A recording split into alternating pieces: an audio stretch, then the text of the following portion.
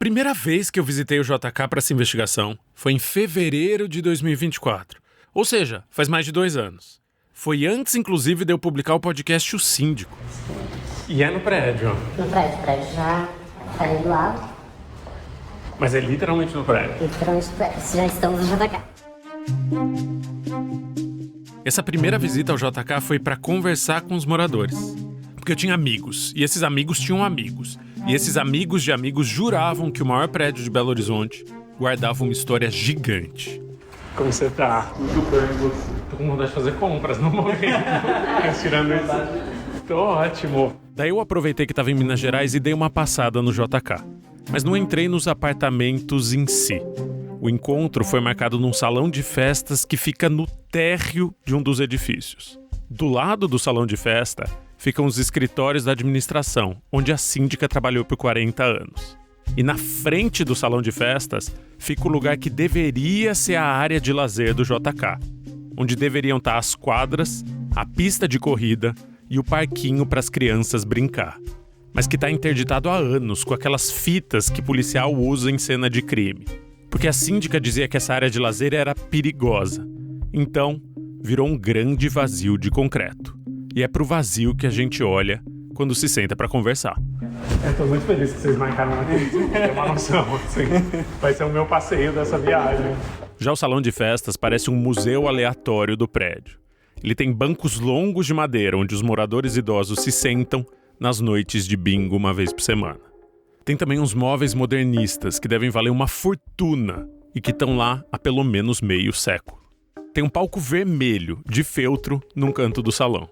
E tem também a estátua de um boi, do tipo gado Nelore, em tamanho natural, no meio da sala. Só que quando eu chego lá, eu quase que preciso tatear para andar.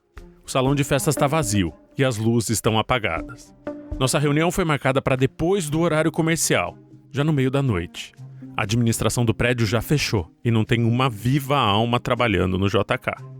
Isso foi tudo de caso pensado. Essa primeira conversa era para esses moradores me darem um panorama geral do que acontecia no prédio. Uma forma de entender qual caminho que a gente ia seguir nessa série. E logo nos primeiros minutos já ficou bem claro onde eu estava me metendo. A gente vai ficar ali só pra falar, ó os espiões. Será? Nossa, com certeza. Vale lembrar que o ano era 2024, só que o clima estava mais para a década de 70. Uma coisa bem Wagner Moura em Um Agente Secreto. Sabe como? Cada morador que chegava para nossa conversa estava meio tapando o rosto, alguns estavam até de casacão. E a gente se sentou nas cadeiras do salão de festa, só que bem no meio do cômodo, todo mundo meio espremido. Porque era o único canto que não dava para ver pelas paredes de vidro que ficam dos 2 lados do salão de festa. Isso tudo porque esses moradores têm medo. Medo dos espiões da síndica. E por espiões aqui, eu quero dizer os funcionários do próprio prédio, que supostamente fiscalizam todas as atividades suspeitas e levam todas as informações para a doutora Graça. Mas não é natural prestarem atenção no que o funcionário do condomínio está fazendo, se ele pode estar te olhando, se ele vai falar para alguém. Vigilância constante. E vale lembrar que em 2024, doutora Graça ainda era síndica. Já fazia 40 anos que ela estava no cargo. E esse estado de vigilância constante era uma coisa que se justificava. Porque virar a persona não grata da doutora Graça era a mesma coisa que virar a vida de ponta cabeça. E quem desagradasse a síndica podia se ver numa situação tipo essa aqui. Vai caçar serviço, Esse é um vídeo que circulou nos grupos clandestinos de WhatsApp dos moradores do JK. Nele, a doutora Graça está encostada no balcão da portaria e se irrita com um morador idoso. A síndica vai lá, pega uma barra de ferro e bate com ferro no balcão. O morador diz pra síndica, você é maluca. E ela não parece ficar chateada nem um pouco. Porque responde assim. Ô maluca, seu filho da puta! Vem cá! E esse temperamento belicoso da síndica não parava na portaria. Sabe por que essa investigação começou mais de 2 anos atrás e só vai pro ar agora, em 2026? Porque a doutora Graça processava quem falasse mal dela, inclusive a imprensa. Meu nome é José Vitor Camilo, eu sou repórter aqui no jornal O Tempo há mais de 10 anos. Em outubro de 2024, depois da síndica passar a exigir o pagamento do condomínio em dinheiro vivo, alguns moradores do JK começaram a procurar a imprensa para denunciar essa e outras condutas da administração. E aí, nessa época, eu recebi de um colega, o Railan Oliveira. Ele virou para mim e disse: olha, eu conheço um morador e me passaram esse contato de uma pessoa que está disposta a denunciar uma série de falcatruas que envolvem aí o condomínio JK. E o Zé Vitor é meu colega, repórter como eu, e passou por um processo bem parecido com o meu. Ele começou a adentrar cada vez mais nesse vespeiro de prédio chamado Condomínio Juscelino Kubitschek. E ouviu as histórias mais cabeludas que você possa imaginar. As denúncias envolviam muita coisa, sabe? Desde retaliação a pessoas que reclamavam de alguma coisa envolvendo o condomínio. E aí, dias depois, um vazamento misterioso acometia o apartamento de cima e molhava o closet, documentos, roupas e tudo das pessoas. E outras coisas mais graves, envolvendo pessoas que foram assassinadas ali em um supermercado próximo, garota de programa que desapareceu, sabe? Mas essas denúncias mais graves, eu até tentei avançar um pouco mais, mas não consegui nenhum registro, nenhuma matéria antiga. Então, o José Vitor focou no que tinha de mais concreto, que na época era a retaliação pesadíssima que uma moradora começou a sofrer depois que tentou concorrer ao cargo de síndica. Daqui a pouco a gente vai contar essa história tintim por tintim e falar com essa moradora, a Julieta. O que você precisa saber agora é que em novembro de 2024, o jornal O Tempo publicou uma matéria assinada pelo José Vitor. Essa matéria denunciava a conduta da doutora Graça e mostrava como a síndica impossibilitava o surgimento de qualquer tipo de oposição no prédio. Mas para minha surpresa, algum tempo depois da publicação da matéria, chegou a notificação de um processo judicial contra mim. E um processo civil e um processo criminal. Queriam que eu fosse preso por ter feito essa matéria, alegaram que eu não tinha ouvido o outro lado e coisas do tipo. E é por isso que naquela noite de 2024, eu passei horas ouvindo o que os moradores da Resistência tinham para me contar. Eles falaram de suspeitas de desvio, de um sujeito que entrou no caminho da síndica anos atrás e acabou morto por tiros bem perto do prédio, logo ali. Sussurraram essas histórias, porque tinham medo. Só que o tempo passou, e em 2025, a síndica sumiu, desapareceu. E com esse vácuo do poder que se criou no edifício JK, os moradores começaram a perder o medo. Perder o medo de falar em voz alta e falar comigo. E só assim eu pude terminar essa investigação de anos, para saber qual era a história da síndica que intimidava tanta gente.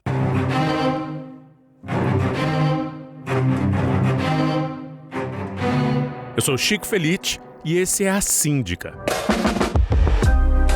A história de como um dos maiores prédios do Brasil foi governado pela mesma mulher por quase 42 anos, até que ela sumiu.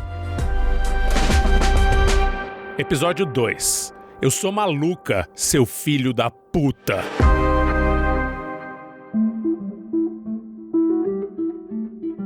Esse episódio é mais uma parceria com a Superlógica, que me ajudou a entender que muitas confusões entre CPF e CNPJ, como as que eu vou contar a seguir, são reflexo de uma gestão analógica e antiga. Quando um condomínio fica parado no passado, ele não rouba só o tempo dos moradores. Tem alguns casos em que rouba o dinheiro dos moradores. E é por isso que a Superlógica criou uma conta digital, toda pensada em detalhes para a gestão do condomínio, com recursos exclusivos para os desafios de um bom síndico. Se as finanças do seu prédio estão tendo que se adaptar ao que os bancos oferecem, talvez seja sinal de que tenha ficado no passado. E é hora de inverter esse cenário. Descubra se seu síndico e administrador já são parceiros da Superlógica. É bem capaz que eles sejam. A Superlógica é a empresa de tecnologia líder do mercado do morar e está presente em mais de 127 mil condomínios por todo o Brasil. É só ir até o site superlogica.com/asíndica, tudo junto e sem acento. Esse link também está na descrição desse episódio.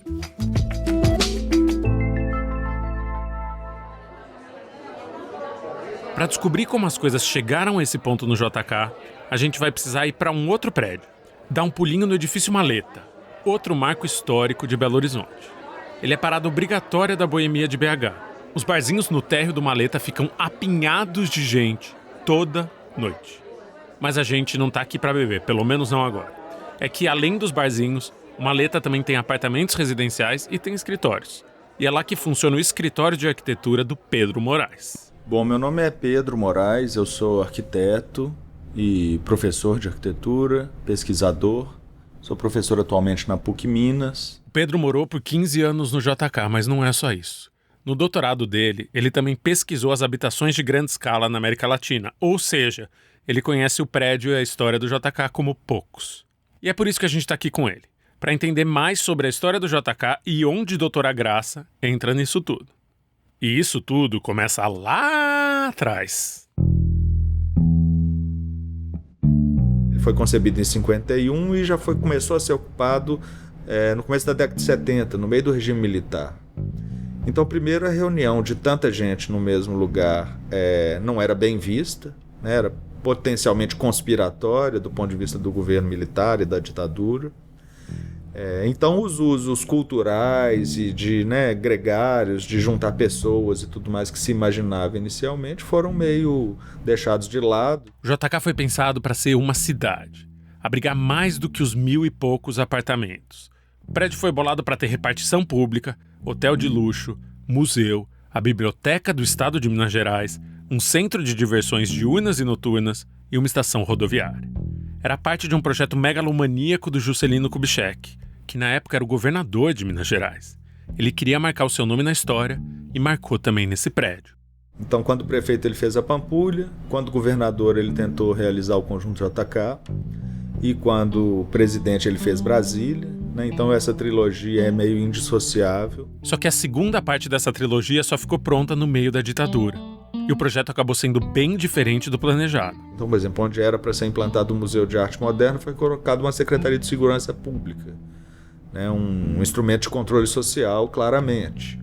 Da mesma forma, o teatro, que era uma casa de shows nos anos 90, que chamava Olímpia, e que depois foi parar na mão da Igreja Universal. Hoje em dia, tem poucas lojas e negócios no térreo do JK. Tem uma igreja evangélica, 2 lojas que vendem manequins e uma lanchonete aqui e outra ali. Sabe por quê? Porque a promessa do prédio nunca se cumpriu. E essa cidade virou uma vila.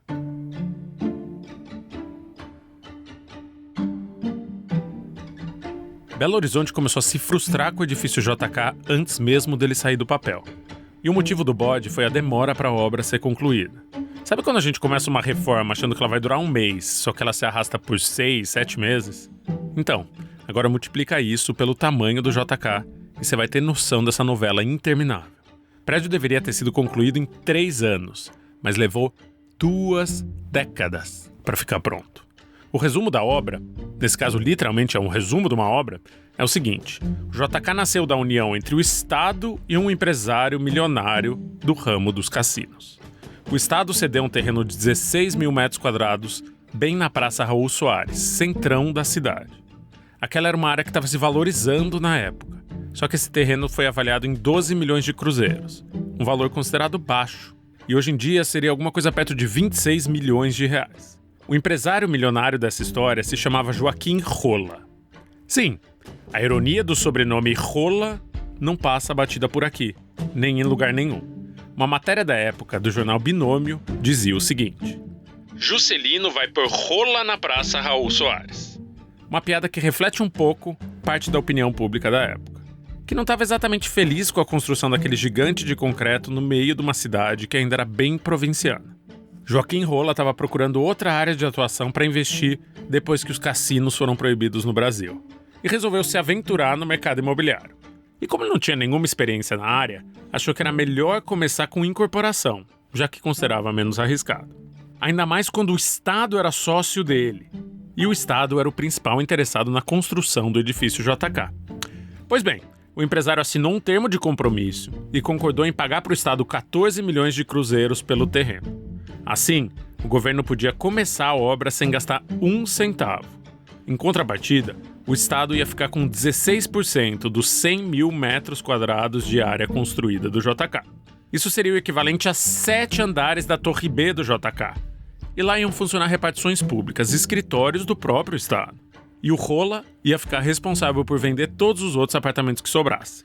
E podia sair no lucro, inclusive, porque o terreno já ia ter se valorizado bastante até que a obra estivesse pronta. Só que no fim das contas, o empreendimento não se viabilizou, né? A venda dos apartamentos na planta não se viabilizou no tempo que eles esperavam. E é natural, porque assim, os 1.000 apartamentos que tem ali eram capazes de abrigar alguma coisa em torno de 1% da população de Belo Horizonte naquele momento. Era muito otimismo achar que aquilo ia se viabilizar num curto espaço de tempo. Assim. Um dos motivos foi que Joaquim Rola não tinha dinheiro ou não queria gastar o seu dinheiro com a construção. Por isso, todos os prazos de conclusão da obra do JK foram desrespeitados. Todos, um atrás do outro. Um imbróglio que envolveu incorporador, Estado, investidores e condôminos que compraram um apartamento na planta e se ferraram. Imagina o seguinte, numa cidade do porte que era Belo Horizonte, pouco verticalizada naquele momento, né, nos anos 50, 60 e tudo mais. Você imagina uma estrutura desse porte, inacabada, abandonada, no meio de uma cidade dessa, no centro de uma cidade dessa, por 20 anos. Então era um edifício que ele ficou muito mal falado, muito maldito, antes mesmo dele ser ocupado. É que a mentalidade das pessoas nos anos 70, quando o JK ficou pronto, já tinha mudado muito. A sociedade era muito diferente daquela dos anos 50, quando o prédio foi idealizado. Porque o mundo era outro. No início da década de 50, Belo Horizonte estava apenas começando a virar uma metrópole. A ideia de um prédio gigantesco com mais de 1.000 apartamentos no meio da cidade era muito atrativa para a classe média, porque aquilo tinha cara de futuro. Só que 20 anos depois, com o milagre econômico e a explosão da construção civil no país, a verticalização já não era novidade para ninguém. E a classe média passou a ter outras aspirações. Quem era de classe média queria uma experiência de moradia mais individualizada. Só que comprar uma casa num bairro nobre de Belo Horizonte estava fora do alcance dessa fatia da sociedade. E a solução foi então buscar essa individualidade em prédios. Prédios onde isso fosse possível. Só que nem de longe tinha individualidade no JK, era tudo que ele não tinha. E em 1970, quando finalmente ficou pronto, essa cidade vertical mais parecia um conjunto habitacional feito para as classes mais pobres. O JK tinha perdido o ar de chique. E assim, o prédio já nasceu mal afamado e o valor dos apartamentos despencou. Só que para algumas pessoas, a má fama do conjunto JK não era problema nenhum. Ainda mais se o valor do metro quadrado fosse mais baixo do que nos prédios ao redor. Então, assim, homossexuais, prostitutas, muito, entre aspas, com muitas aspas, né, assim, excluídos da sociedade naquele momento, ou pessoas que eram, sei lá, meio párias da sociedade, acabaram ocupado, ou pelo menos é a fama que se diz, né, que aquilo ali é ocupado por pessoas, sei lá, marginais, né, sei lá, como se dizia na época. E é nesse contexto de um prédio mal visto pela cidade, frequentado por pessoas marginalizadas, no meio da ditadura militar, que aparece uma figura. No começo da década de 80, chega ao JK Maria Lima das Graças. Assim como muita coisa no JK, a história de como a doutora Graça chegou no prédio é cheia de versões. E às vezes essas versões se contradizem. Então, o nosso tiratema vai ser uma pessoa que conhece a síndica há pelo menos 38 anos. A doutora Graça, ela entrou como faxineira do JK, trabalhou aqui como faxineira durante um bom tempo. Esse é o Manuel Gonçalves, braço direito e gerente da administração da doutora Graça durante décadas. Você já ouviu a voz dele no episódio anterior, na Assembleia, inclusive. E é o Manuel que vai ajudar a gente a construir a linha do tempo de Maria Lima das Graças no JK. Começando pela primeira metade da década de 80, quando ninguém queria de jeito nenhum ser síndico do prédio. É porque aqui tinha, meu amigo, você tá de brincadeira, isso aqui foi um inferno. Falavam que JK era assim, era pau de dar em doido, era pau de dar em doido mesmo. Isso aqui era assim, tráfico de drogas, os maiores traficantes de Belo Horizonte, posado aqui no JK, isso aqui, saída para cima, saída para lá, sai para todo lado, você tem rota de fuga. Uma das moradoras mais antigas do JK lembra bem. Diz que doutora Graça saiu de Governador Valadares e chegou em Belo Horizonte sem ter onde cair morta. Vinda do interior, foi para o JK e conseguiu um emprego de faxineira. Depois de algum tempo, arrumou um marido, que era cabo do exército. E os dois foram subindo na carreira, cada um na sua carreira. O marido passou de cabo a coronel. E Maria das Graças foi de faxineira a síndica.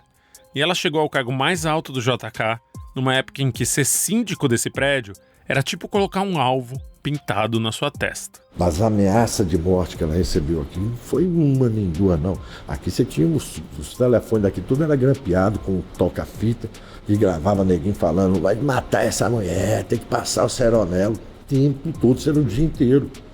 Então uma pessoa que ela assim, para chegar aonde chegou, é assim, tem muita luta mesmo. E essas ameaças de morte não vinham só porque ela enfrentava o tráfico de drogas.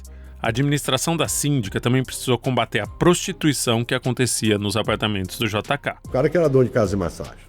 Se você vai fechar a casa de massagem do camarada, ele vai parar de ganhar dinheiro. Tinha 80 mulheres trabalhando para ele dentro dos apartamentos aí.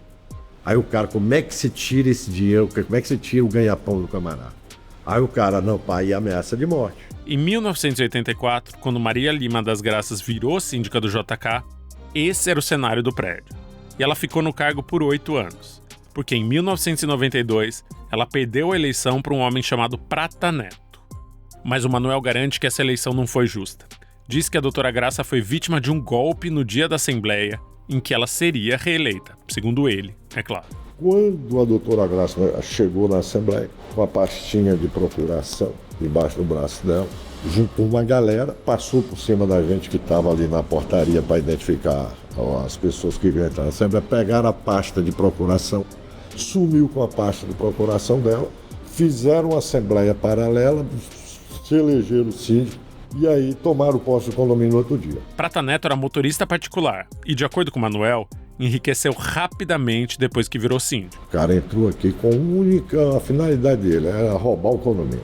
O cara era motorista particular. Daqui a pouco o cara já tinha fazenda em Sete Lagoas, de gado, estava indo de helicóptero para fazenda. Até que, 2 anos depois de virar síndico, Prata Neto matou a própria esposa. E aí começou a briga entre ele e a mulher, porque tudo que ele se fazia, isso é o que a imprensa fala, né? Tudo que ele fazia era em nome dele, e esqueceu a mulher dele, a Rogéria. Aí a Rogéria foi lá e chorou em cima dele, ele pegou e jogou a mulher dele em cima do prédio embaixo. Existem outras versões sobre esse assassinato, mas que a morte ocorreu, isso está documentado. A gente encontrou uma edição da Folha de São Paulo do dia 7 de janeiro de 1995. No jornal tem uma reportagem assinada por Amaury Ribeiro Júnior, que diz o seguinte: a crise que atinge o condomínio agravou-se com a prisão do ex-síndico Prata Neto, acusado de assassinar sua mulher com um tiro em 28 de novembro de 1994. Então, não dá pra ter certeza se o assassinato foi com um tiro ou jogando a esposa da janela do apartamento, ou um tiro seguido de jogar da janela do apartamento. E mais uma vez, as incertezas do JK são terreno fértil para a teoria da conspiração. Você deve imaginar que pelos corredores do prédio existe a lenda que foi a doutora Graça quem encomendou a morte de Rogério. E o objetivo dela seria incriminar o Prata Neto e abrir caminho para ela voltar para o comando do prédio. Mas não existe absolutamente nenhuma prova de que isso tenha acontecido. E o Dr. Faisal, advogado da síndica, nega essas ilações. Hoje a gente para o carro num faixa azul sem colocar o faixa azul e já toma multa. Nada fica acobertado mais. Como é que nunca deu problema para ela? Matou, não sei o quê, não sei o quê. Então, assim, eu, falando sinceramente, nunca vi o que eu já vi e concordo com qualquer pessoa que fala, ela era durona e brava, que jeitão bravo, que cara fechada. Isso, qualquer pessoa que falar, eu vou concordar. Agora daí a matar, não sei o que, conversa fiada. Nunca teve uma oitiva em delegacia com uma sombra, nem acusação. Entendeu? Isso eu te garanto, nunca teve, né? Pelo menos na minha época, nunca vi. E se tivesse antes de mim, eu teria ficado sabendo. O que é possível afirmar é que o Prata Neto foi condenado e preso por esse crime. E para ter uma noção de como estava o estado do JK no meio dos anos 90, a gente volta para a mesma matéria da Folha de São Paulo. A notícia do jornal fala do assassinato, mas a morte nem era manchete. A chamada da matéria era a seguinte: prédio com 6 mil moradores pode ser fechado em Minas. Sim, em 1994, o JK estava prestes a ser interditado. O texto descreve uma reunião de secretários e de peritos da prefeitura para decidir o que fazer com o JK.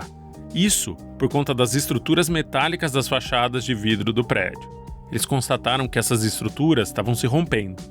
E é nesse momento que a doutora Graça volta para o cargo de síndica. E parece que ela volta com um novo estilo de governar. Uma síndica linha dura para um prédio prestes a morrer. Doutora Graça, o pessoal confundia a Dama de Ferro, mão forte.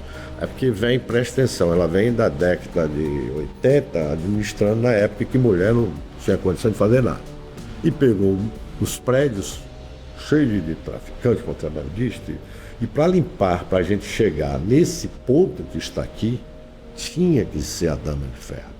Encarar traficante, nego dizer que ia dar tiro na cara, e ela pegar um ferro daqui e falar, vem, desgraçado. Então, assim, tinha que ser só Isso que... aconteceu? Isso é um exemplo? Várias vezes. Tom Paixão, que também é um velho conhecido da doutora e repórter do jornal JK Notícias, fez uma analogia interessante aqui. Sabe aqueles filmes de faroeste em que o xerife chega e toda a cidade é de bandidos? Quando não tem bandido é o cara que faz o caixão, é o outro lá que tem um bar, mas o resto é tudo bandido. O xerife pira com aquilo ali. Depois que ele consegue erradicar todos os bandidos, tirar todos os bandidos da cidade, ele não descansa. Todo mundo que chega lá a cavalo, ele chega lá na porta e olha da porta do salão e olha, é bandido, é bandido. Na visão do Tom, a doutora Graça era como esse xerife, que não conseguiu se adaptar a uma realidade em que o permanente estado de alerta não é mais necessário. Um xerife que não consegue relaxar. E ela continua vendo e tratando todo mundo como se fosse um criminoso. Ela mantinha essa mesma... Nos dias atuais, ela mantinha os mesmos conceitos de 20 anos atrás de como lidar com os moradores, sendo que hoje nós temos o público que mora aqui no JK muito, 99% de pessoas bacanas. Agora a gente vai encontrar um casal que faz parte desses 99% de pessoas bacanas. Pessoas bacanas que tiveram que lidar com uma síndica que consideram autoritária.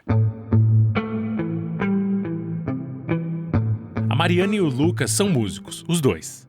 E só de olhar pra eles fica fácil de dizer em que tipo de banda eles tocam. É de heavy metal, nós dois temos banda. E eu também sou musicista erudita, então eu canto ópera e toco alguns instrumentos. Ela tem um cabelão afro, volumoso pra caramba e pintado de vermelho sangue. E veste a camisa de uma banda de metal chamada Phantom Star. Ele também tem o cabelo cacheado, só que é mais comprido e contido que o dela. E vai até debaixo do ombro. A camisa dele também é preta e de banda, mas de outro grupo, chamado Tantum. E curiosamente, na estampa da camiseta dele tem um personagem que lembra muito a Mariana, a namorada dele. Inclusive a gente até veio com as camisetas aqui das bandas pra fazer merchan. Eu ia perguntar se era ela na sua camiseta. Aqui é ela e essa aqui é a minha banda, Phantom Star. Você tá usando a camiseta da banda dele e ele tá usando a camiseta Isso, da sua banda. Só que agora eu tô na banda dela também. A história da Mariana e do Lucas com a síndica começou quando ela resolveu alugar um apartamento no JK em 2021. E esse apartamento pertencia à própria Maria Lima das Graças, ou seja, o imóvel era da doutora Graça. A síndica tem muitos apartamentos no prédio, muitos, e a gente vai chegar nessa conversa. O que importa é que no começo a casa nova da Mariana era excelente. Pequena, mas aconchegante, e ela conseguia pagar. Tava tudo bem, até que não tava mais tudo bem. De uns tempos pra cá, ela começou a me tratar de uma forma muito estranha, como se ela estivesse querendo que eu saísse, mas sem ela me tirar de lá. Às vezes dava algum problema no apartamento, tipo, tinha um fogãozinho que era do apartamento que deu problema, eu fui lá conversar com a administração, aí ao invés deles se proporem a me ajudar de alguma forma, eles falaram, olha, se você tá insatisfeita, devolva o apartamento. Depois desse evento meio esquisito, o Lucas se mudou do Paraná para Belo Horizonte e foi se hospedar na casa da Mariana. Ela já tinha hospedado a família lá e um ex-namorado no passado. Nunca tinha tido problema nenhum na administração por conta disso. Só que dessa vez o prédio exigiu que o Lucas pagasse uma taxa para poder ficar no apartamento. Mas a Mariana estava curta de grana e conseguiu convencer a administração a não pagar essa taxa.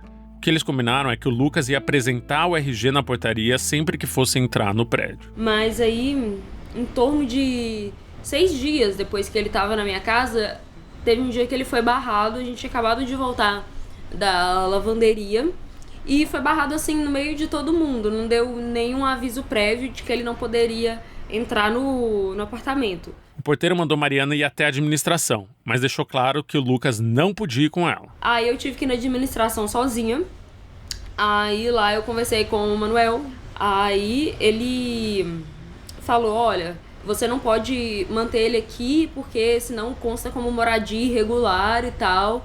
Aí eu falei, olha, mas eu tentei registrar ele e vocês estavam cobrando por isso, enfim. A Mariana lembrou o Manuel que a administração tinha autorizado a entrada do Lucas sem o pagamento da tal taxa. Só que parecia que alguma coisa tinha mudado. Aí ele falou, olha, se você não concordar, então entrega o apartamento. Só que eu não esperava ter que entregar o apartamento tão rápido. Eu queria poder procurar um lugar com calma, né? Aí eu falei, então tá, então eu vou sair até o dia 4 de agosto, que é quando vence o aluguel. Mas eu preciso que até esse dia você permita que o Lucas entre, porque eu moro sozinha e até pra fazer a mudança eu preciso de ajuda. E ele veio do Paraná, não tem onde ficar aqui. E era o que tinha que ser feito. Aí o Manuel autorizou. Ele falou, não tem problema. O casal conseguiu entrar no apartamento. Naquele mesmo dia, o Lucas saiu para trabalhar e só voltou para casa ali perto das 9 da noite. Ou melhor, ele tentou voltar para casa perto das 9 da noite. Ele foi barrado. De novo. No mesmo dia. A Mariana entrou em desespero. Tentou argumentar com o porteiro, dizer que o Manuel tinha autorizado a entrada do Lucas. Só que a resposta que ela ouviu foi: o Manuel não manda em nada. Aí eu fiquei desesperada, eu queria na hora ir na porta da síndica, mas eu não sabia qual que era o apartamento dela. Não sabia qual a peça que eu tava lidando também, né? Aí a gente ficou desesperado, porque a gente não tinha pra onde ir. E eles chamaram a polícia, mas dizem que não adiantou nada. A polícia, inclusive, foi conivente com a ordem da portaria. E eles fizeram isso justamente numa hora que a administração não estava aberta, não tinha a quem a gente recorrer. E a gente não tinha dinheiro pra ir pra um hotel. Eles acabaram indo dormir na pousada mais barata que encontraram no centro de BH. No dia seguinte, a Mariana chamou uma viatura de polícia para conseguir entrar no prédio. Foi até a administração procurar Manuel e foi recebida por Rogéria, que era a secretária do JK. Para nossa sorte, a Mariana estava gravando nesse momento. Olha, eu achei o meu contrato e não fala sobre nada de visita. Então eu imagino que não tem problema nenhum. Oi? Rogéria diz que não vai discutir nada com a moradora, que ela tem que esperar o Manuel chegar. Mas Mariana continua falando. E é nessa hora que, de trás do armário da recepção, surge uma mulher baixinha e corpulenta. Uma mulher que parece Aracide Almeida. Tá bom, então se meu namorado entrar não tem problema, porque eu tô com contrato. Eu vou entrar. É Maria Lima das Graças, doutora Graça, a xerife do JK, exigindo que Mariana devolvesse o apartamento que era dela imediatamente. Eu vou entregar o apartamento no dia 4. Tá bom, eu gostaria de entregar hoje, inclusive, mas pra isso eu preciso subir. Vai tarde. O apartamento é meu. Vai trabalhar. Mariana insiste que precisa subir com o namorado para pegar as coisas dela do apartamento. E, enquanto ela tenta argumentar com outro funcionário da administração, a doutora Graça segue berrando. Eu preciso entrar pra buscar as coisas. Vocês, outras pessoas. Na hora que a viatura chegar, a gente... O quê? O que a senhora me chamou? Oxigenada. Oxigenada?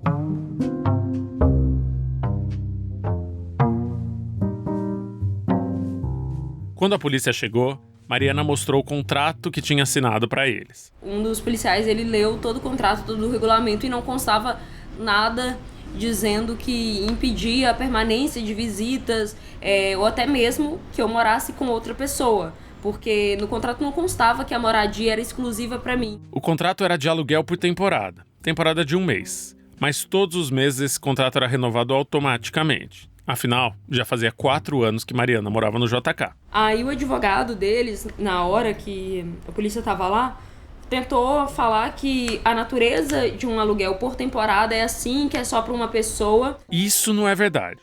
O aluguel por temporada permite sim que more mais de uma pessoa no imóvel. Esse número de habitantes só tem que respeitar o que está estipulado no contrato. Mas no caso da Mariana, não tinha nada limitando no contrato. A sensação é de que doutora Graça reinava nessas firulas jurídicas e na confusão provocada por uma penca de cláusulas sem sentido. Aí, no final das contas, o policial falou, olha, não tem o que a gente fazer, é questão de justiça. Eu falei, mas não dá pra eu esperar as minhas coisas estão lá, eu vou mudar, o meu namorado ele não tem pra onde ir e ele precisa entrar. Aí eu perguntei pro policial, se ele entrar à força, assim, não, tipo, não empurrando alguém, nem nada do tipo, mas se ele entrar, simplesmente entrar, sem apresentar identidade e tudo mais, dá algum problema pra gente? Ele falou, não, a gente não vai subir lá e tirar ele de lá, não tem nenhum problema, a partir da porta do seu apartamento pra dentro é seu. Então, o casal bolou um plano pra Lucas conseguir entrar no apartamento. Coisa de desenho animado. O Lucas aproveitou uma brecha que o porteiro estava olhando pro outro lado, passou correndo e subiu no elevador. Aí, quando a gente entrou, pensando, nossa, que bom que deu certo, de repente a luz da minha casa apaga. Aí, e foi só a luz do meu apartamento, o andar com luz, e eu não tava inadimplente com a energia, tava tudo pago certinho. Agora vamos parar um segundo para respirar fundo e não perder de vista o quão surreal é essa situação. Imagina você, alugou um apartamento e de repente seu namorado começa a ser barrado de entrar nesse apartamento. A ponto de ele precisar entrar correndo, escondido, como se fosse um bandido. E depois disso tudo ainda cortam a energia da sua casa. Às vezes o JK parece um filme do David Lynch. Daqueles que a gente sai do cinema se perguntando, o que tá rolando aqui? E a gente tenta criar uma teoria que faça sentido para aquela trama. Foi o que aconteceu com a Mariana e o Lucas. Até hoje os dois não conseguem entender o que rolou. Não conseguem pensar num motivo plausível para terem sido tratados desse jeito. Não sei, parece que é um misto de interesses específicos com coisas pessoais. É, um misto de interesse no apartamento. Eles queriam um apartamento e deram um jeito de forçar até sair. Sim. Né? E tem umas teorias mais absurdas. Umas teorias que sempre nascem no JK. E essa que a gente vai ouvir agora foi levantada por uma pessoa que a gente já conhece. O Marcão me falou que há muitos anos atrás, a síndica, ela tinha o cabelo cacheado vermelho. Aí tinha até o termo que era um vermelho síndica. Aí o Marcão, ele falou convicto que ela tinha inveja do meu cabelo, porque hoje ela é careca. Aí a gente ficou pensando, caralho, será? Porque é tão absurdo. Sim, é completamente estapafúrdio. O problema é que tudo nessas histórias é absurdo. Então chega uma hora que tudo parece possível e absurdo ao mesmo tempo. Mas, independente das teorias, o que importa é que a Mariana e o Lucas conseguiram se mudar do JK e decidiram entrar com um processo por danos morais no juizado de pequenas causas. Só que o processo foi arquivado, porque eles processaram a doutora Graça e o Manuel Gonçalves nas suas pessoas físicas, e o juiz entendeu que o correto teria sido processar o condomínio na pessoa jurídica. Até o momento que a gente gravou esse episódio, o casal ainda não tinha entrado com a nova ação.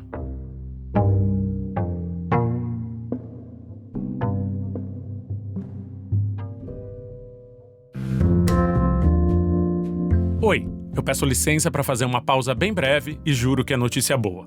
O RIB, Registro de Imóveis do Brasil, trouxe um presente para você. No fim de cada episódio do podcast A Síndica vem um outro episódio, de bandeja e de graça. É uma minissérie que chama De Quem é Essa Terra? E ela conta as histórias de cartório mais inacreditáveis com que eu já cruzei na minha vida. Hoje a gente vai até o Amazonas para conhecer uma oficial de cartório que viu uma cidade e pensou, ué, essa cidade não existe. E ela conseguiu trazer essa cidade para a vida, pelo menos no papel. Então, fique por aqui depois que a história da síndica terminar. E ouça essa minissérie que é um oferecimento do Registro de Imóveis do Brasil. E você também pode contar com os registradores de imóvel para proteger o seu imóvel com agilidade, simplicidade e transparência. Saiba mais nos links que estão na descrição desse episódio. 2,20 é o próximo. Aqui. E a gente está de volta ao bloco B do edifício JK. Olá, boa noite, tudo bem?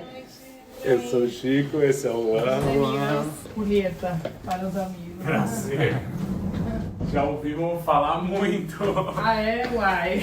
Julieta foi um dos nomes que a gente mais ouviu nos últimos anos, enquanto investigava a história da síndica. Vocês já entraram no B, né? Já viram apartamentos aqui ou não? Não nessa viagem, em outras, assim. Ah, tá, mas você já conhece o duplex daqui sim, do B, né? Sim. Que a vista é melhor. O apartamento dela é um charme. É um duplex, mas parece ser muito maior do que é. A sala de estar tem uma parede pintada de vermelho, com uma estante de livros e muitas plantas espalhadas. E o destaque vai para o conhecido janelão de chão ao teto, que tem uma vista inacreditável da cidade. A casa da Julieta é uma paz. mas esconde uma história surreal de guerra. Julieta é uma das poucas pessoas que fez oposição à doutora Graça nas últimas décadas. Eu não estou falando só de oposição ideológica, não. Ela se articulou para apresentar uma chapa e para concorrer ao cargo de síndica. E foi punida porque fez isso. Eu sou argentina e eu moro aqui em BH há muitos anos. E realmente, assim, escolhi o JK para morar. Eu sou de Buenos Aires, né? E morar aqui, para mim, porque me lembra muito a minha cidade, apesar das gigantescas diferenças, né? Então, assim, essa coisa de estar perto, de poder ir nos lugares a pé, é algo que sempre me encantou daqui. Bom, eu aqui estou. Chegou. A Julieta disse que sempre quis se integrar com as pessoas. Era um jeito de se sentir parte de uma comunidade. Afinal, ela está a milhares de quilômetros da cidade onde nasceu. Comprei um lugar, finalmente, é minha casa. Eu quero participar, bora na assembleia, vamos lá, o que a gente pode fazer para melhorar, entendeu? Quando decidiu participar da primeira assembleia do condomínio, a Julieta já cogitava formar uma chapa, porque começou a perceber umas coisas que achavam estranhas no prédio. Uma das coisas era as áreas comuns, todas abandonadas e não podia usar. O JK tem mais de 6 mil metros quadrados de área de lazer. Na teoria, esse prédio tinha que ter 4 quadras de peteca, 2 quadras de futebol de salão e de basquete, um parque infantil e uma área para caminhada. E tá tudo lá mesmo, só que até 2025 nada funciona. Porque a síndica interditou esses espaços. Ela alegava que tinha risco para a segurança dos moradores. E o que poderia ser um dos maiores diferenciais do JK ficou mais parecendo um cenário de filme pós-apocalíptico. Porque tem uma área aberta gigantesca de concreto, onde os moradores podiam fazer exercício e se divertir. Mas ela tá lá, fechada e abandonada, faz anos.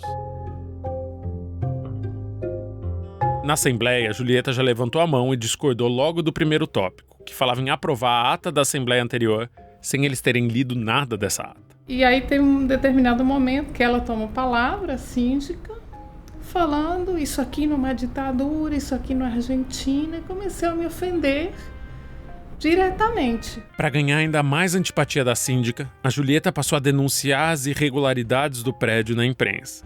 E começou de fato a organizar uma chapa para concorrer na próxima eleição. A gente juntou umas 15 pessoas para montar essa chapa, das mais diversas idades, profissões, e trabalhamos um ano com reuniões, às vezes mais de uma reunião semanal. Cada um tinha uma tarefa, por exemplo, pegar orçamento das janelas famosas que até hoje não terminou a obra. O grupo se chamava Nosso JK e os integrantes apresentavam propostas concretas para melhorar a qualidade de vida no prédio. Por exemplo, uma das pessoas trabalhava com idosos, então pensou em criar uma comissão de idosos que ia fazer a ponte com o centro aqui de saúde, né, do SUS. Essas reuniões aconteceram na época da pandemia, então na maioria das vezes era tudo online mesmo. Mas o grupo chegou a se reunir uma vez, fisicamente. Escolheram uma praça afastada do JK. Era como se fosse uma resistência a uma ditadura que nem podia existir, então era clandestina.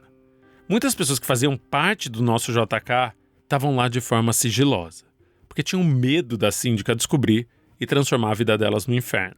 Mas, apesar dos pesares, estava dando tudo certo. Bom, e aí, daqui a pouco eu começo a receber oficiais de justiça. Até que começou a dar tudo errado. Eu recebi 66 intimações de o que chama interpelação judicial. Depois eu soube o que era, mas no momento, assim, nunca na minha vida eu tinha recebido oficial de justiça. Uma interpelação judicial não chega a ser um processo. É como se fosse um aviso. Uma coisa do tipo, ei, eu vou te processar, hein? Uma interpelação é uma forma de notificar alguém formalmente que aquela pessoa tem que cumprir alguma obrigação. Tipo esclarecer alguma coisa perante um juiz.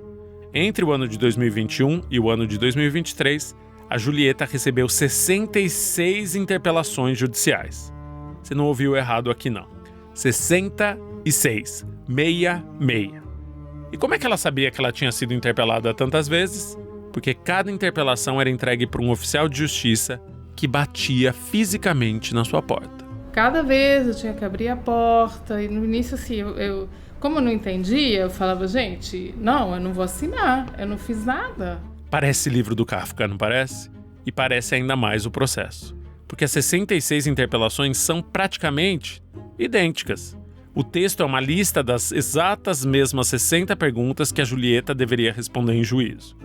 A única diferença entre as peças está no requerente, ou seja, em quem pediu essa interpelação. Cada uma delas foi apresentada por um morador diferente do JK. Em teoria, 66 moradores supostamente ficaram incomodados com as atitudes da Julieta e teriam se articulado para notificar ela e exigir resposta das mesmas 60 perguntas. E dentre essas perguntas tinham coisas como: a senhora sugere a criação de uma comissão composta por moradores, funcionários e lojistas em parceria com o serviço público para zelar pelos moradores e idosos. Já estimou o custo desta comissão? Defina o que seria um contato humanizado entre funcionários e moradores? Existe previsão na Carta de Convenção e CLT? Quando a senhora cobra transparência, não é contraditório vindo da senhora que realiza reuniões privadas, restritas somente ao seu grupo, para deliberar o futuro do condomínio, caso seja eleita? Ou seja, as perguntas tratavam Julieta como se ela estivesse cometendo algum crime, alguma irregularidade, só porque apresentou propostas para o prédio. Era como se o prédio inteiro tivesse se voltado contra ela. Então eu falei, gente, como assim? Eu não fiz nada, né? Até onde eu entendo, não é ilegal você se candidatar para ser síndico de um prédio no Brasil, né? Ou estou enganada? Não, super legal. É legal, né? Então, não estava fazendo nem crime, não era crime, né? E vamos combinar que pelo tom desses questionamentos, parece muito pouco provável que eles tenham sido feitos de forma espontânea.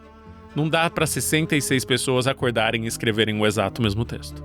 Quem quer que tivesse por trás dessa articulação sabia que, juridicamente, isso não ia gerar nenhuma consequência para Julieta. Ela não ia ser processada de fato, muito menos condenada por nenhum daqueles itens. A intenção aqui parecia ser vencer pelo cansaço. Mas a Julieta deu sorte com outros vizinhos, que eram advogados e não cobraram nada para representá-la. Aí eles se juntaram, eles montaram uma estratégia, uma das pessoas ficou encarregada de cada vez que chegasse uma interpelação, eu mandava para ela, ela entrava no sistema da justiça, fazia a resposta, enfim, foi feito isso com as 66. Acabou que não deram em nada. Mas calma, que ainda pior. Lembra o JK Notícias, o jornalzinho do prédio? Bom, ele teve uma edição extraordinária no dia 30 de agosto de 2021, bem na época que a Julieta estava denunciando as irregularidades do prédio e se articulando para sair candidata a síndica. O JK Notícias edição extraordinária começa com o título "Você pergunta e a ADM responde". Assim, escrito em mineirês mesmo. Em seguida vem umas perguntas que estão marcadas em vermelho. Embaixo de cada pergunta vem a resposta da administração do prédio. E esse jogo de perguntas e respostas parece começar meramente informativo. O voto por procuração tem validade numa assembleia? Sim, o voto por procuração é válido e legítimo. Inclusive, está em conformidade com a Constituição Federal, com o Código Civil Brasileiro e também com o artigo 27º da Convenção do JK. Mas muito rapidamente fica claro qual é a intenção daquele diálogo entre o morador imaginário e a administração do prédio. Eu ainda tô em dúvida. Usar procuração para votar é uma coisa democrática? É exemplo de cidadania ou é uma prática que fere esses direitos? Porque tem gente que acha isso errado. A procuração é um instrumento válido e está abrigado na legislação brasileira. Quem não respeita voto por procuração são os milicianos e talibãs que querem ganhar tudo na marra. Quem acha isso errado está agindo como um fora da lei. O que significa uma administração paralela? O que chamamos de administração paralela é o fato de existir pessoas que agem à margem da legalidade e fazem uma oposição inconsequente. Para eles, nada está bom e só fazem críticas despropositadas, apresentando pseudo-soluções utópicas e absurdas. Como eles costumam agir? Como falsos democratas, eles realizam reuniões online em ambiente virtual com a pretensa finalidade de debater os problemas dos moradores. Isso sem levar em conta que muita gente, principalmente os idosos, não tem acesso a computador ou celular para acompanhar. Isso, por acaso, é exemplo de democracia? Alguns chegaram a invadir a Assembleia para intimidar a mesa da presidência. Mesmo que não citasse nomes, todo mundo que recebeu essa edição sabia de quem o jornal estava falando, e ele estava atacando a Julieta. Afinal, era ela quem organizava as reuniões online no prédio, bem quando essa edição foi veiculada. Em seguida vem uma pergunta surreal. É verdade que existe até uma pessoa desequilibrada que pleiteia se candidatar sem ter o mínimo de moralidade para assumir a função? E ainda dizem que vive bêbada por aí e que roubou o marido de outra mulher, levando o filho dessa mulher a quase morrer de overdose? Por incrível que pareça, sim. Julieta foi a única candidata mulher do JK além de Doutora Graça. Isso é outra prova que essas insinuações bizarras eram direcionadas a ela. Uma pessoa que age dessa forma tem alguma moral para ser candidata? Não, pois isso fere os interesses de quem valoriza o fato de viver em um prédio que alcançou, depois de muito esforço, a fama de ser um ambiente familiar e muito bem cuidado. Queremos esses talibãs e milicianos longe da administração. E embaixo dessa resposta vinha um desenho de um talibã, um guerreiro com 2 metralhadoras nas mãos. E é sempre bom lembrar que esse é um jornal oficial do prédio, veiculado para centenas de moradores e feito com dinheiro do condomínio. Todos os vizinhos da Julieta tiveram acesso a esse jornalzinho. Gente, estão me expondo dessa forma perante uma comunidade enorme de sei lá quantos, né? Acho que tem uns 400 moradores aqui no meu bloco e no outro, não sei se mais uns 600, né? Então eu falei, gente, como é possível, né? Então até hoje, se de vez em quando alguém me vê, eu vejo que uma outra pessoa que não me conhece, né, me olha com uma cara esquisita, de desconfiança, até ruim, na verdade, né? Então isso é bastante difícil, né, de conviver. Tá pensando que já acabou? Fora os 2 processos criminais, né, um de um porteiro, outro da síndica, 2 processos cíveis, eu acho que também um do porteiro e, se não me engano, 2 da síndica, eu não me lembro bem. O assédio judicial foi tanto que a Julieta até se perde na quantidade de processos que ela precisou lidar. Mas a gente conferiu, e no total foram 3 processos de fato. Um cível e um criminal, os 2 movidos pela síndica. E um criminal, ajuizado por um porteiro do prédio. Esse porteiro era uma das pessoas que tinha ligado para vizinhos falando sobre mim. Aí eu falei, pô, que coisa, vou conversar com ele, né? Aí falei, pô, o que tá rolando? Você tem algum problema? Se realmente está acontecendo isso? Não foi a primeira vez que um porteiro processou algum morador do JK. Essa era uma prática até que relativamente comum. Então, assim que você começa, interpela ou questiona alguma coisa, ele já chama a polícia para fazer BO. Segundo a Julieta, o porteiro estava espalhando para os moradores histórias parecidas com aquela que a gente ouviu no jornalzinho do prédio. Que Julieta era uma mulher desequilibrada, alcoólatra e baderneira. Ele ficou nervoso, falou, não, vou ligar para a doutora. Aí ligou, não, que aqui tem a moradora, taraná, você está me difamando, tal. Eu falei, não, desculpa, não tem nada não, tá bom. e sair rápido, antes de ter esse barraco de chamar a polícia. Então, ela saiu para caminhar com um amigo e, na volta, pediu que esse amigo acompanhasse até o elevador, porque ela ficou com medo que alguma coisa acontecesse. E aí, nesse processo, tem o vídeo sem o som, o meu falando com o porteiro, e depois tem o vídeo desse amigo meu me acompanhando como se ele tivesse...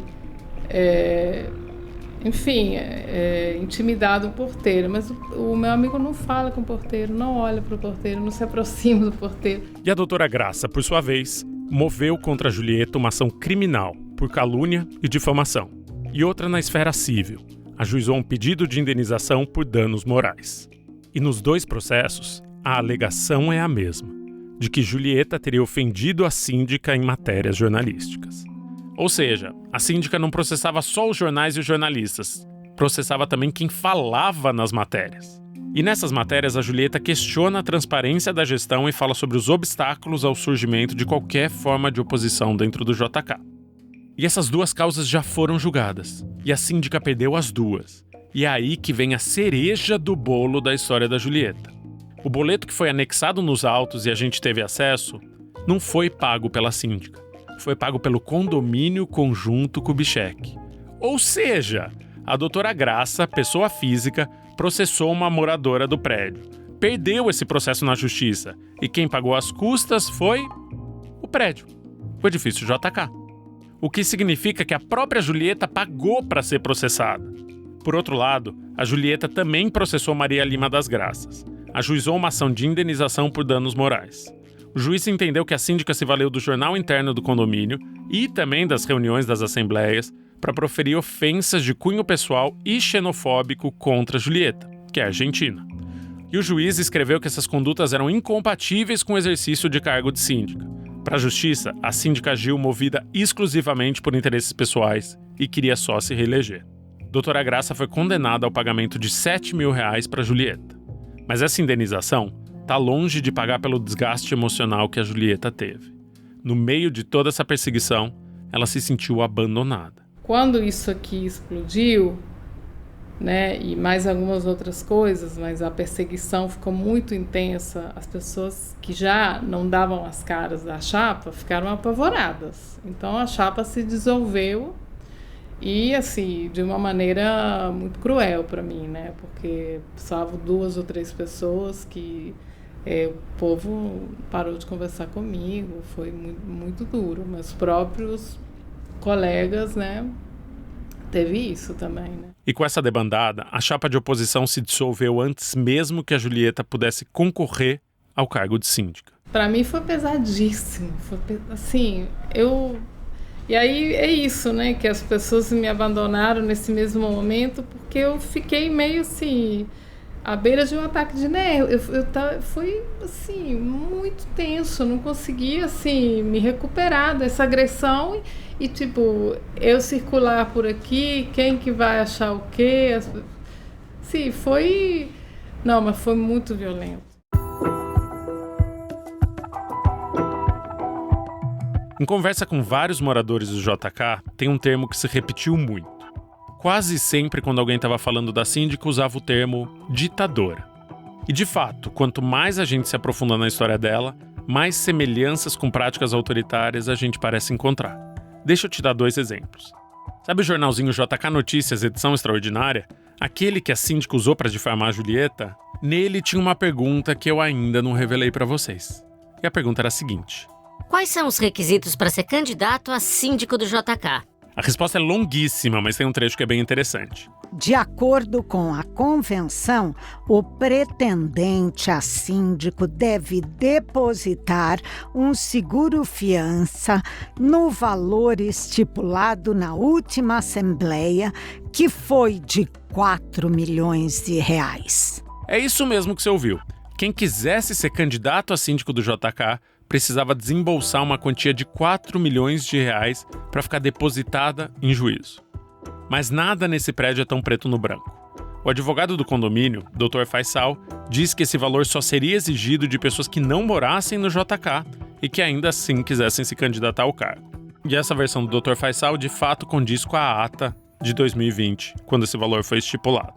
Mas cá entre nós, entre uma ata da Assembleia, que ninguém quase teve acesso, e o jornalzinho do condomínio que foi distribuído para o prédio todo, qual você acha que foi a versão que pegou?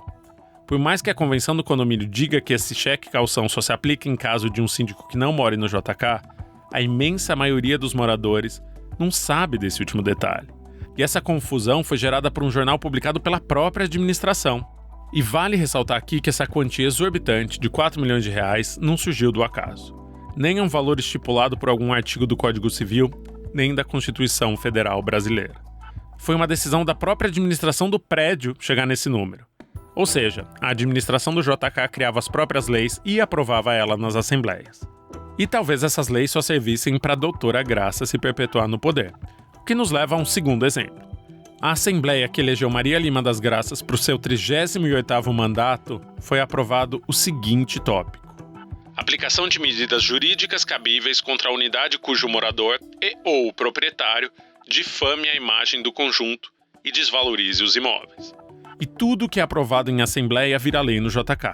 E seguindo essa lógica, a administração acusa Julieta justamente de desvalorizar os imóveis quando ela ia para a imprensa falar sobre a síndica. A partir dessa Assembleia, esse tipo de conduta passou a ser considerado uma contravenção dentro do prédio. Isso segundo as regras do condomínio, é claro. Porque é lógico que, segundo a Constituição brasileira, essa regra não para de pé. Mas nem sempre a Constituição se aplica ao condomínio JK. Juntando essas leis peculiares com 42 anos no poder, fica fácil entender a alcunha de ditadora que a doutora Graça leva de alguns moradores. E tem outra coisa, o tempo de mandato de um ditador e da doutora Graça. O governo de Maria das Graças durou mais tempo que o governo de Fidel Castro em Cuba. Ou Alfredo Stroessner, no Paraguai. A síndica também reinou por mais tempo que Francisco Franco na Espanha. Existem também relatos de moradores que fortalecem a narrativa de que o prédio era gerenciado de uma maneira autoritária e violenta, como se fosse uma ditadura. Lembra quando um candidato a síndico foi assassinado num supermercado ali do lado do JK? Foi nessa época que moradores foram até a Comissão de Direitos Humanos para denunciar a síndica. Esses moradores foram até a comissão porque achavam que a doutora Graça seria a mandante daquele assassinato. Mas também aproveitaram essa oportunidade para denunciar outras condutas da administração. A gente já sabe que a justiça decidiu que a síndica não tinha nada a ver com aquela morte, mas os depoimentos de alguns condôminos chamam a atenção por outras histórias.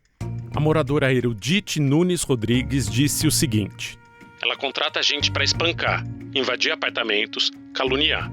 Eu moro lá desde 1997 e já fui espancada 5 vezes. Outros moradores que denunciaram a doutora Graça também alegavam terem sido ameaçados por isso. Tadeu Versani falou que a mãe dele recebeu várias ligações em que alguém dizia: seu filho vai levar uns tiros qualquer dia. A moradora Edna Coutinho disse que as 3 filhas dela também receberam ligações anônimas. E todas tinham o mesmo teor. Insinuavam que seria melhor tirar a mãe do JK. Nils André Ferreira falou para a comissão que estava sendo ameaçada depois de negar uma oferta para trabalhar no JK. E esse trabalho consistia em vigiar a oposição e dar relatórios de tudo para a síndica. Ela falou que pessoas começaram a abordar ela perto do prédio e dizer para ela ficar quieta, porque tinha um filho para criar. Acho que já deu para entender que lutar contra esse governo, que muita gente chama de ditadura, tinha um preço. E Julieta Sueldo Boedo pagou esse preço e continua pagando. Essa argentina que fez do Brasil sua casa herdou do enfrentamento com a doutora Graça um semblante cabisbaixo. Uma melancolia que ela carrega até hoje, enquanto relembra o que passou no edifício. O lugar que ela escolheu para fincar suas raízes num país estrangeiro. E de onde ela não pretende sair. Você ser obrigada a sair do lugar que você escolheu para mudar? Por que eu tenho que fazer isso? Se eu pago, eu sou adimplente, eu não cometi nenhum crime, eu não fiz nada com ninguém. Estou aqui, é minha casa. Essa é minha casa. E antes da gente se despedir, eu faço uma pergunta que estava na minha mente o tempo todo. Você ainda tem vontade de ser síndica de JK? Não, zero.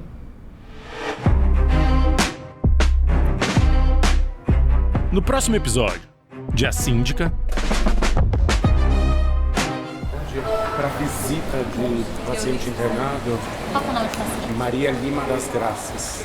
A informação que foi passada para a imprensa é que ela estaria internada aqui, nesse hospital, em estado grave, desde 20 de agosto de 2025. Pelo nome Maria Lima das Graças não aparece, nesse número de quarto também não tem ninguém. Maria das Graças não está internada no Hospital Felício Roxo.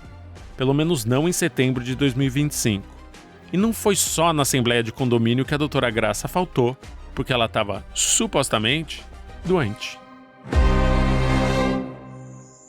A gente não tá mais no JK. Saiu de Belo Horizonte. Não tá nem mais em Minas Gerais. A gente tá em Manaus, num apartamento que fica bem de frente pro Rio Negro. E aí o passeio das águas ele é pra lá, que é o encontro entre o Rio Negro e Solimões. É lindo. Essa é a Thaís.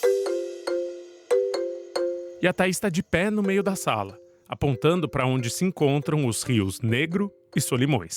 Eu sou Thaís Vieira Soares, uma mulher de 42 anos, natural de Brasília, atualmente tabeliã e registradora no estado do Amazonas. O cartório de registro de imóveis onde a Thaís trabalha é um pouquinho diferente. Então aqui é realmente a comunidade ribeirinha, né? Eu sou titular do município de Fonte Boa. Então, Fonte Boa fica mais ou menos 700 quilômetros daqui de Manaus. O que dá ali umas quase 24 horas de lancha, rápida, expressa, ou 4 dias de barco, daqui para lá. Então, a gente faz os atendimentos nas comunidades ribeirinhas. Ela trabalha em Manaus, mas passa boa parte do seu tempo fora do escritório, numas travessias por rio e por terra, no meio da floresta amazônica. Né? Diante essa complexidade, ou grandiosidade, não vou dizer complexidade, grandiosidade geográfica do estado do Amazonas, né? Eu sou Chico Felitti e esse é De Quem é Essa Terra? Uma minissérie em parceria com o Registro de Imóveis do Brasil. A cada episódio a gente vai para um canto diferente do país para mostrar como os cartórios de registro de imóveis podem ajudar a vida de gente como eu e como você.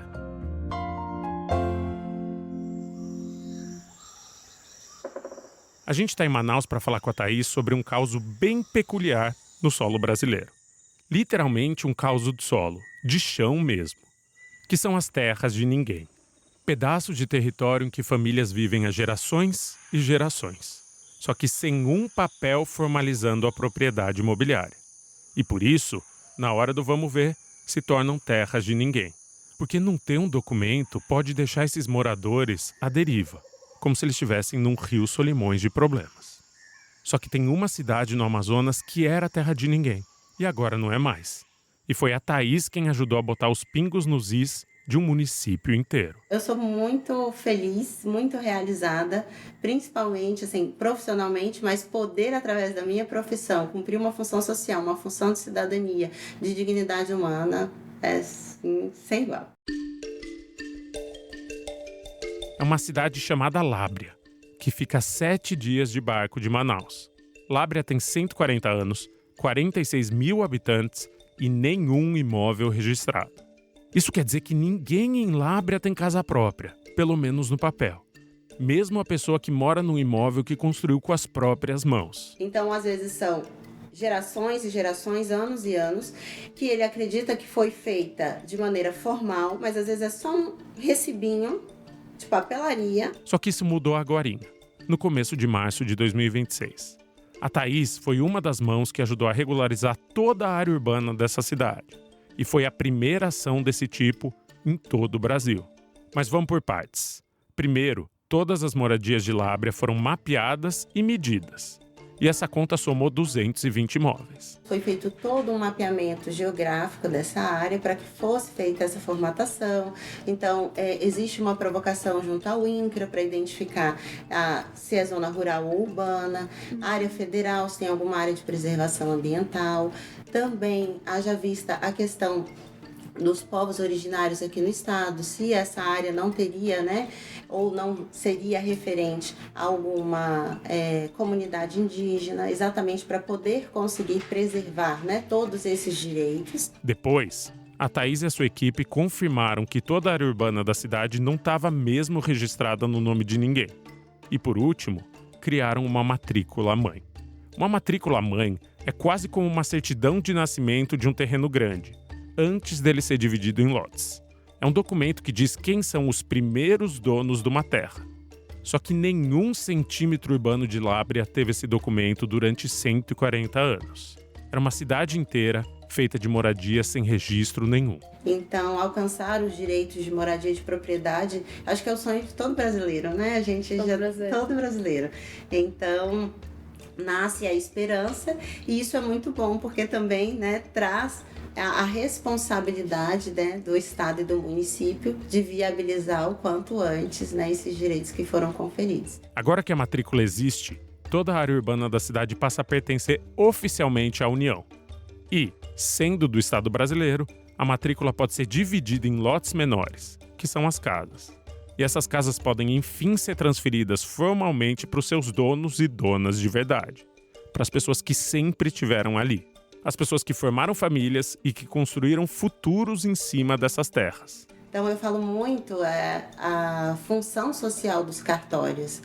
Muitas vezes as pessoas acham que é só burocracia, porque o cartório precisa de tantos documentos, isso. Mas esses documentos são exatamente para poder trazer a sua segurança, de que você está morando ali, que aquela casa é sua, que ninguém vai invadir, ou se haja, né, caso haja alguma situação conflituosa referente a isso, seus direitos estão garantidos através desses registros imobiliários. A formalização do casamento entre uma pessoa e uma casa promove segurança e também dignidade. A finalidade, na verdade, é trazermos a segurança jurídica sempre pautada também nos princípios constitucionais. A dignidade é uma delas, a moradia, a propriedade.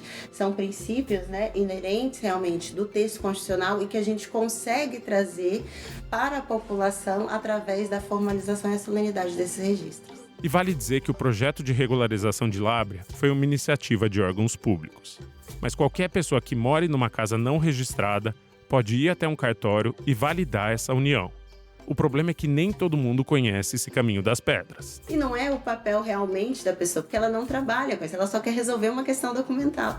Então cabe a nós também, né, de tentar facilitar deste quesito, né, de esclarecer ou já deixar um papelzinho pronto com as informações que são necessárias para que ele possa ir até o ente municipal, solicitar a documentação necessária para que a gente possa levar registro. A Thaís diz que a missão dela é fazer valer os direitos à moradia e à propriedade.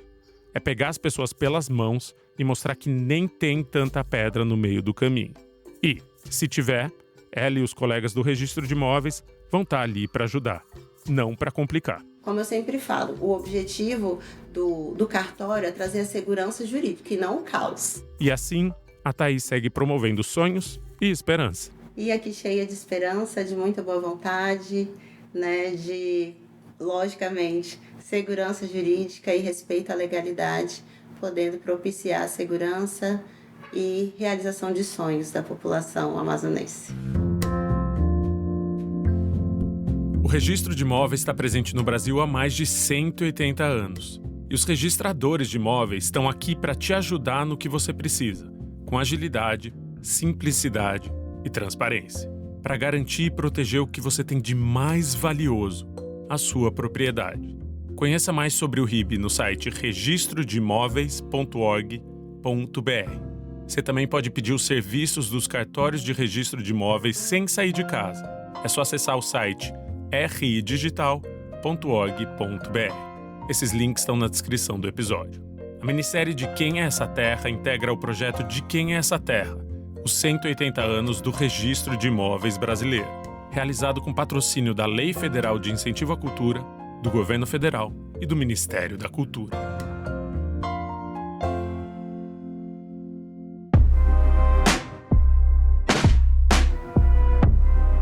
Quer ouvir agora os 5 episódios de A Síndica? Já e sem anúncios? É só apoiar o podcast com R$ 9,90 na Aurelo ou com $2 no Patreon. Quem apoiar pelo Patreon, inclusive, consegue ouvir no Spotify. O link para apoiar está no texto de descrição desse episódio. Antes de você ir embora, posso te pedir aquele bom e velho favor? Só vai te custar 5 segundos. Segue o podcast para não perder o próximo episódio. E se estiver morrendo de boa vontade, dá uma nota pra gente também. Sua avaliação é nosso ganha-pão. A Síndica é um podcast da Pachorra Felite Áudios, Livros e Filmes. Eu sou Chico Felite, criador e apresentador. Lu Alencar dirige essa série e escreveu o roteiro desse episódio. A produção é da Beatriz Trevisan, com assistência do Alan Batista e do Pedro Guarachi. A ilustração da capa do podcast é da Catarina Pinhato. E eu recomendo que você olhe ela com atenção, porque ela vai fazer mais sentido a cada episódio. A gerência dos canais é da Domênica Mendes. Obrigado pela sua companhia e a gente se encontra na quarta que vem. Um abraço!